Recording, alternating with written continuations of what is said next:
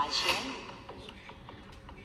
2025ခုနှစ်အတွက်မြမယူရှင်ထူးချွန်စုချီးမြှင့်ပွဲအခမ်းအနားသို့တက်ရောက်လာတဲ့အနုပညာရှင်များရဲ့ပွဲတက်ဝတ်စုံများတွေမှာအကောင်းသူအနုပညာရှင်များ၏အမည်အားကြီးညာပေးပါရစေရှင်စုအမျိုးအစား၄မျိုးစလုံးအတွက်စကားချင်း9ဦးစီးရင်ကိုတော့ BBTV application မှာကြီးညာထားပြီးဖြစ်ပါတယ်ခုအကောင်းဆုံးအမျိုးသား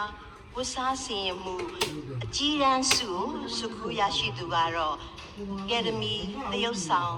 နေတိုးဖြစ်ပါတယ်ရှင်ဝတ်စားစီရင်မှုအကြီးတန်းစုခုရရှိသွားသူကတော့ Academy မေတန်းနုဖြစ်ပါတယ်ရှင်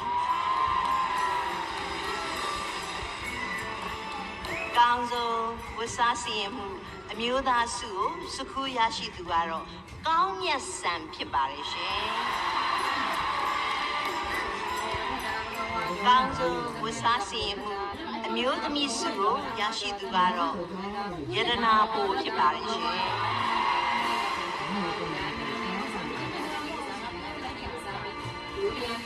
Myanmar Academy Fashion Award ဆုရှင်များအားလုံးဆုလက်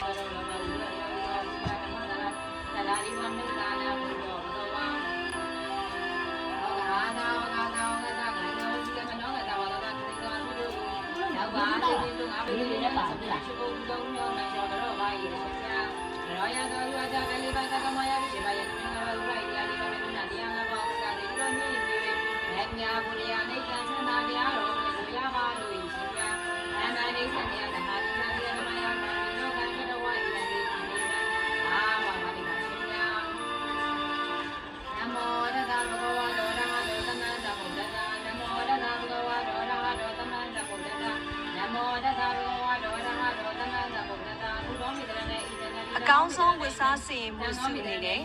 စိန်နှန်းတော်ဆင်းရွှေတနာဆိုင်မှအမျိုးသားများအတွက်